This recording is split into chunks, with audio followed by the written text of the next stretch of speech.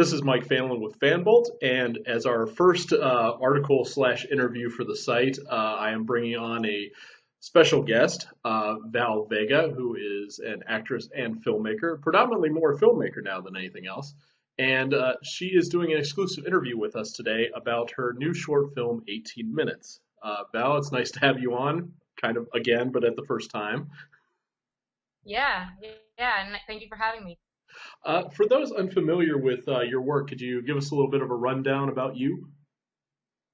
Absolutely. So I started acting a while back. I would say be now like years, and then last year I changed my career from acting to being a filmmaker, and I'm fairly new, and this would be my first film debut as a director. Uh, it's a short film. It's 18 minutes. And yeah, I'm excited to show people what it's about. I got to watch it, and I discussed it a little bit with you about it. Where did the idea for 18 minutes come from? It came from, so I started doing more horror, which Acid Pink is obviously, and I wanted to continue on that horror cycle and continue to do more horror. And then I realized that we are in such a interesting point in time of our society where there is a lot of things that have to do with horror that we don't even realize. Political stuff that are horrifying that we're living in right now. So I wrote a idea for a feature film a couple more months before I did 18 minutes, and it was going to be extremely expensive. And we're talking about something that it's probably not going to be my first film as a beginning filmmaker. And then I thought about how could I scale this down to be A, doable monetarily, and B, just something that I could do this year, something I could do a lot simpler and faster.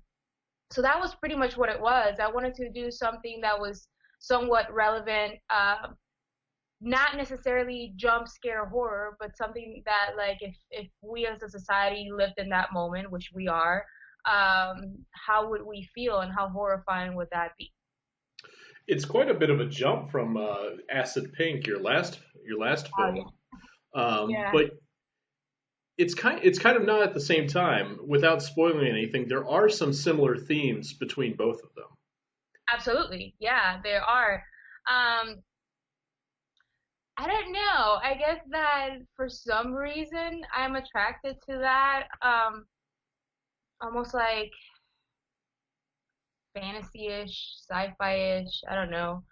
Um, it's funny. I just think that as long as it's within the story, anything can be possible. So that's why maybe my films are alike in some way, but different. I don't know. Just I got me inspired, so that's all that matters, I guess. How did you pick your locations? Because I think you have about four different sets in total throughout this. How'd you come Yeah. about So getting those? it's man. So this movie was made in, just to give you a little bit background on what happened and all that. This movie was made in 2 weeks of pre-production, and that was it. And it was more like I had the idea, I wrote it in a day, I just started to do pre-production, and that was it. And we just went with it really fast. We only shot 2 days, um, and it was actually only two locations. It was just very well dressed locations. Um, so we found a extremely cheap warehouse in downtown, and we use multiple rooms of it, and we dress them up, and then the rest of them are my house. And we just, with a lot of really really good set design, that's what you can do, I guess. It was very cheap to do. Just it's all about managing your finances. And this, again, I felt like I was so excited to do something that I said I wanted to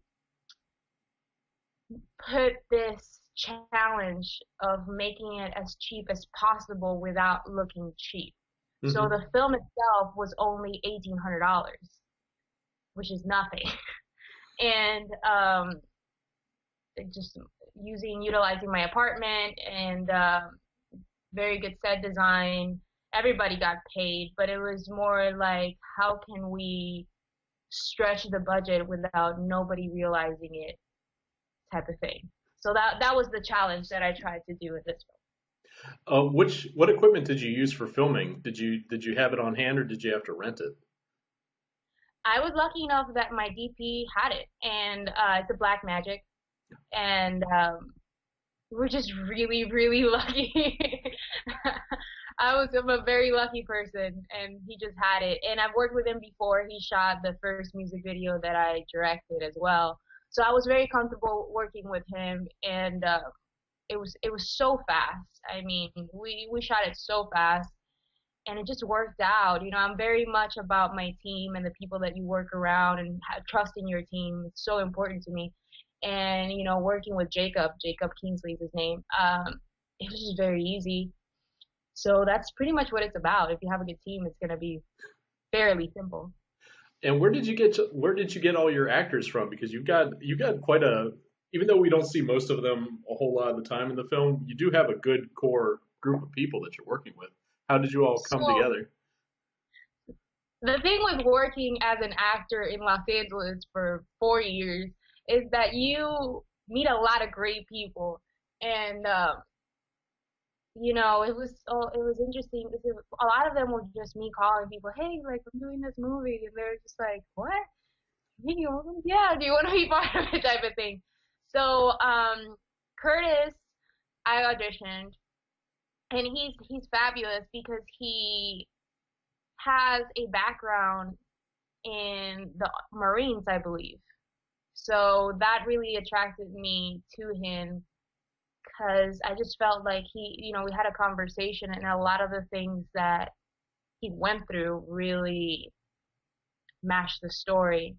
And then Sheila, I've worked with for years. Sheila Tejada, I worked with her for years, and she's a good friend for years. She's fabulous. Um, then Malcolm, which is the other soldier in the film, he is not an actor. This is actually his first film. He's one of my good friends, and he is a sound engineer, and he sound engineered the film. But I was like, you know what? I don't know. Just why don't you act? So a lot of it was me giving the opportunity to people that have never acted before, and great friends and great actors that just got together to do this. A lot of the voiceovers at the end were just really good friend actors that are just eager to work. Because that's the thing about like having that shift of being an actor to being a filmmaker, a creative. One of the most exciting things is giving work to people and creating jobs. Just giving the opportunity to people to do something exciting.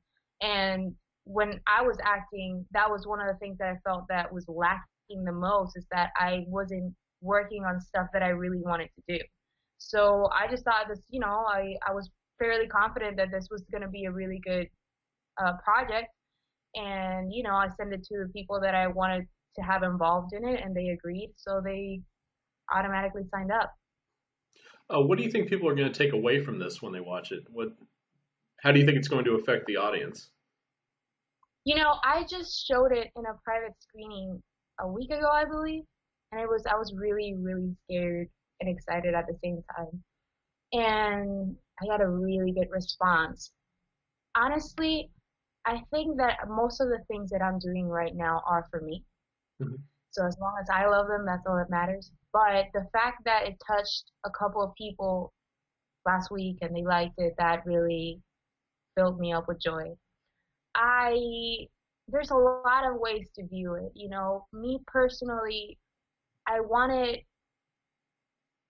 the Curtis's character. I wanted him to be a representation of society right now and what we're living in, and how we almost don't have any choice but to move forward in good or bad or everything that's happening around us. Um, we have a choice, but we don't. Um, so in a way, I wanted if people can think about it more later on when they get home and they're like, oh, If it would be great if they continue to think about it as they are home about what it might have meant. Be great. Almost like an abstract painting. Like you never know what Hmm. it means. You think about it more and more, and you're like, oh, well, goodness.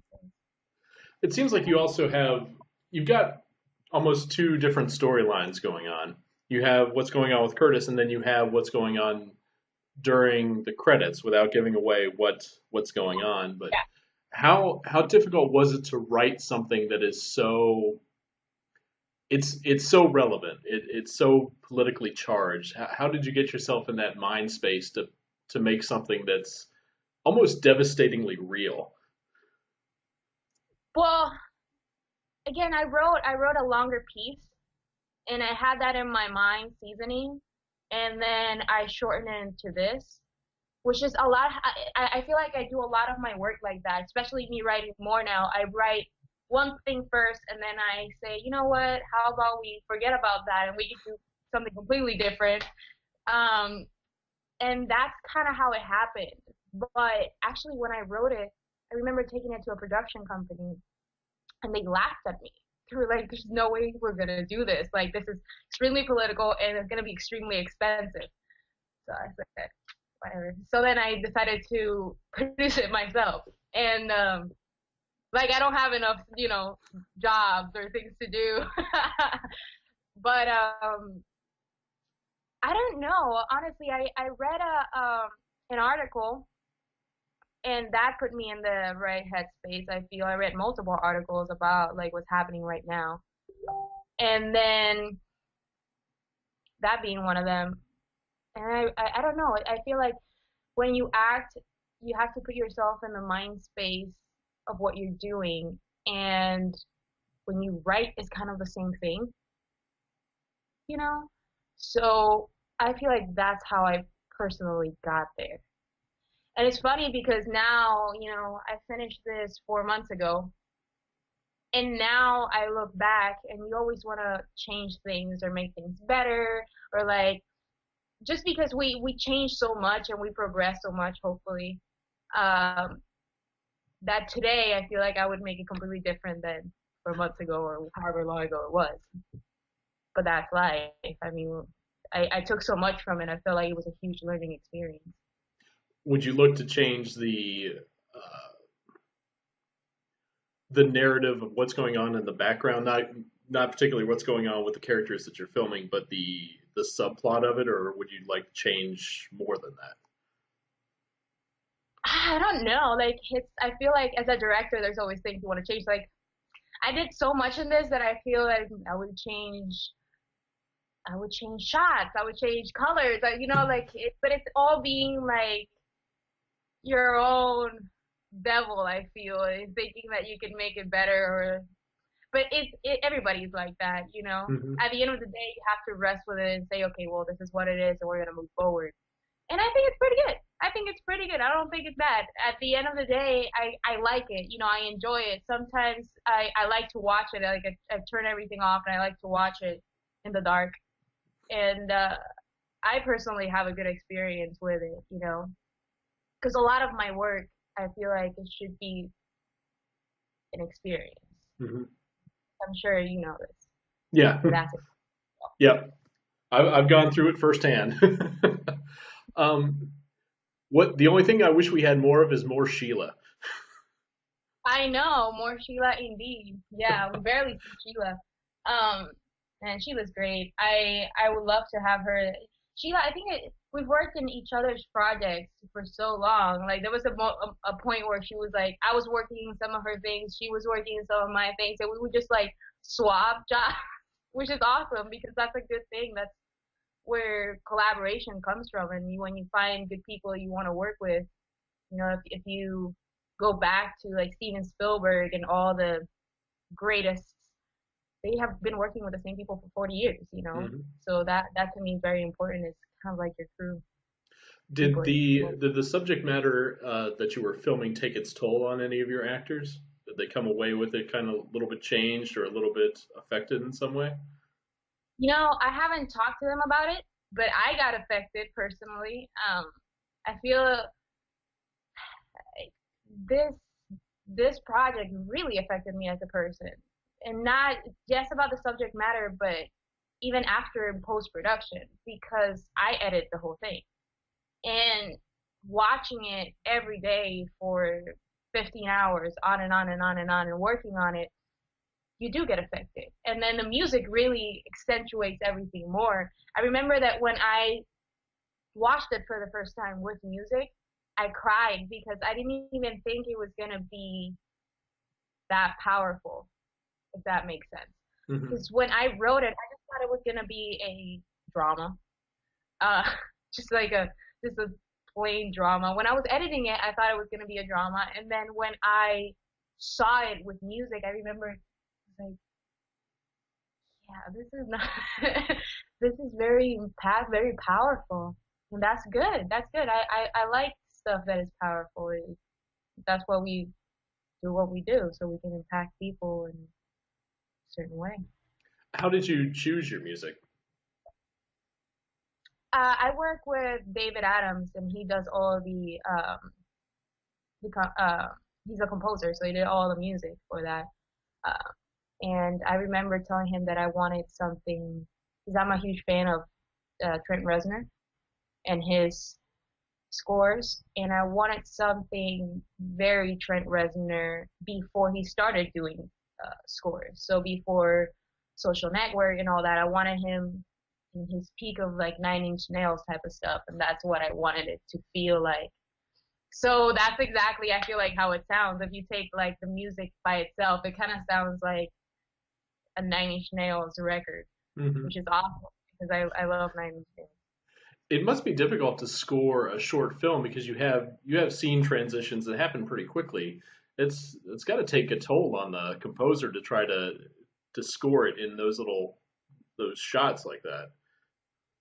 Um, I was very specific with what I wanted. I gave him Hmm. a lot of space to explore, which I think is very important. But I was very specific on like, because I think that there are certain parts of making a film that are extremely important. Obviously, writing, because it's where you write the stories, where the story starts and whatnot. Directing, editing is the last directing of the movie, because if you edit it a certain way, it can be completely different. But music as well, just because with like it kind of gives you a certain intention of his character. It kind of, I don't know, it's very powerful. So I there was a lot of moments that I directed him through how I wanted it to be done, transitions and all that. But he's just very talented, so that also helps. You've been shopping this around for film festivals, right? Mhm. And where are people going to be able to see it in the coming future? Honestly, I've been shopping around for film festivals, yes, but what I would like to do is to have it in more public space. Hmm. Once all the film festivals are done, because normal people like you and I go to film festivals, but my grandma doesn't go to film festivals, and neither does my aunt, you know. So I would like to have it in a place where it's a little bit more public, probably in a couple of months, where people can just enjoy it. So we'll see. Okay. Where can people find you? And the most important thing, what is your next project?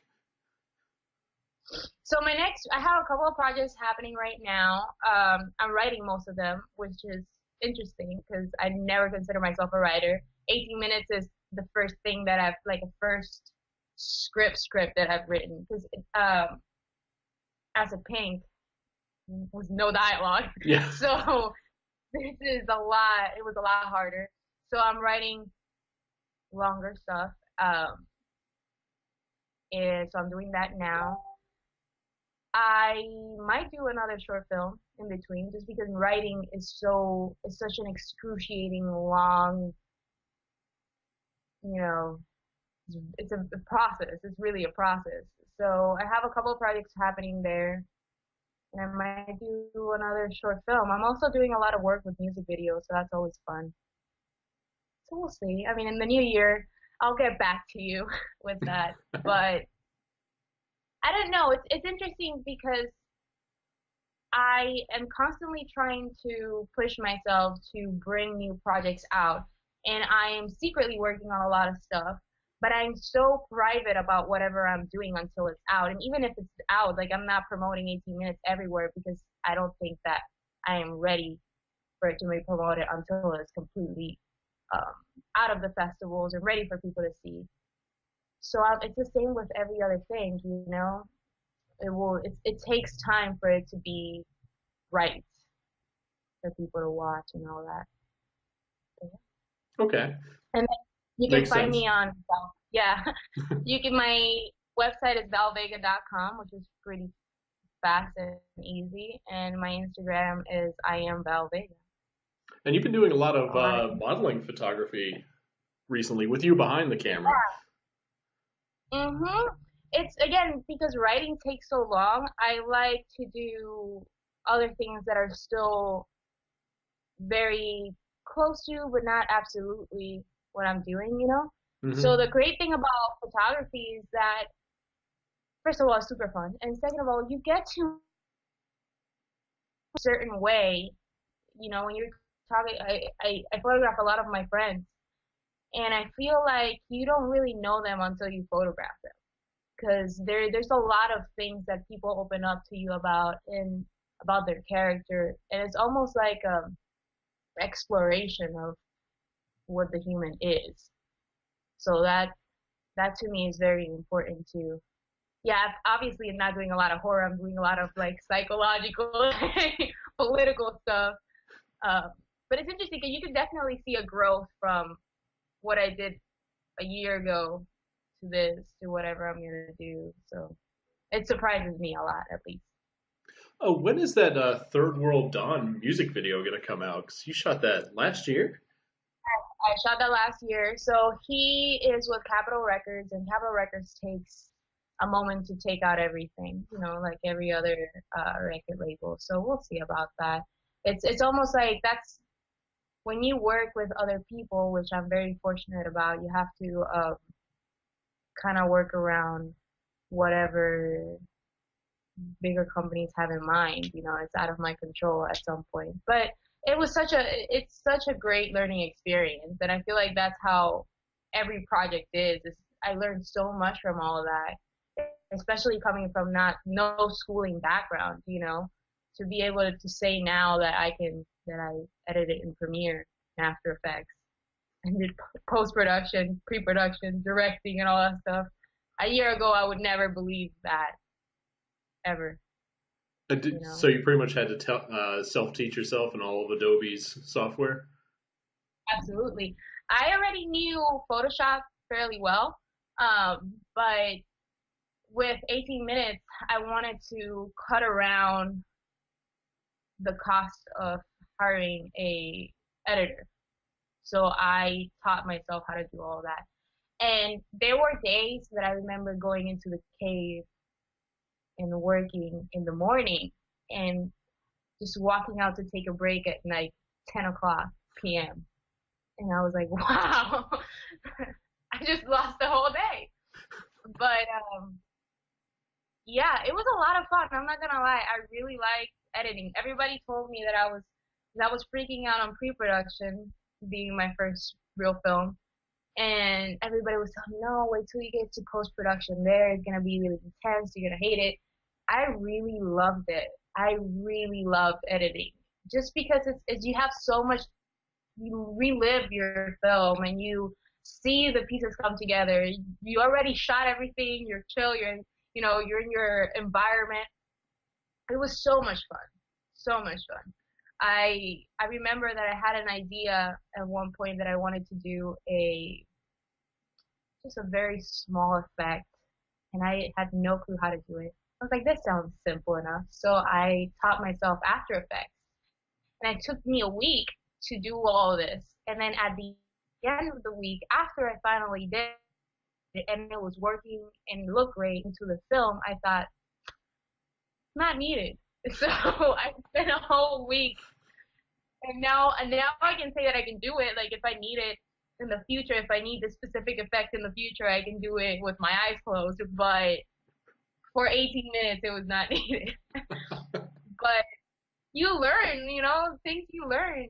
Um, the another thing that happened was I did the beginning credits, and they're like really cool, glitchy beginning credits. And after doing all of them, I forgot to hit save because I was so tired. And I woke up in the morning, I was like, I did them, like that was great, super excited. And then I turned the computer on, and they're nowhere to be found. So I had to start from the beginning. So all of this I take it on as part of learning because I didn't go to school for this, and it's a learning experience. It's free college, and I'm so happy today to say that I was able to do all those things. And hopefully for my new projects, hopefully I have a lot more money to spend on my new project. I don't have to think about this stuff. But if I have to, I wouldn't mind doing it, 'cause it's exciting. It's exciting to be like, I'm working on this and I'm gonna give it my all for it. Um, but yeah, I learned so much. Like one of the things that I learned was that you're not supposed to use black magic in the dark. And half of my movie's in the dark. So there was a lot of stuff that I was just like hitting my head. Like if I would have known this when we started, if I would have just known this. So the next one I will know a lot more. It will take me a lot less time to do it. It was fun. It was so much fun. Well, thank you very much, Well, Val, thank you very much, Val. Whoa, Of course. that was really loud. Sorry about that. Thank you very much again. Enjoy working with you all the time. Love seeing you grow as a filmmaker because it's a huge leap from Acid Pink to this. I mean, a serious leap. You can definitely see that you've learned an incredible amount, and doing it mostly on your own. It's just amazing. I've tried to write a script. I've gotten about 50 pages in and said, nope, it's just garbage. I can't do it. I just don't have the talent for it. I don't have the drive. But I just don't know how you do it, how you just stay on top of it. I mean, I used to write a lot growing up, but I never wrote a script before. I used to write novel form stuff and articles and stuff like that. But I always was scared of writing a script. And sometimes I am. Sometimes I still am. I have a really good group of friends who are actual professionals. And just look at it and tell me, Val, no human would say this. Like, change this. And that all of that is a lot of help to have a group of people around you that you feel comfortable with showing your work and being criticized too, being open to be criticized. Because every day I realize I don't know anything, and there's so much for me to learn. And as long as I am being creative, as long as I am doing more, that's enough. Like I said, I don't do anything for anybody else but myself. And my following work is going to be so much different from 18 minutes in Acid Pink. And I feel like as a beginning filmmaker, I am moving towards whatever I am actually going to do as a filmmaker. And that's all exciting. So as long as you stay hungry and excited, that's all that really matters. I guess those are the best words to end on. That's probably your best final wisdom I've ever gotten out of you over these past 3 interviews. So thank you very much, Val. I look forward to seeing what you have for us in the future, and I look forward to having you on FanBolt again in the future. Thank you so much. Thank you. Happy holidays. Same to you.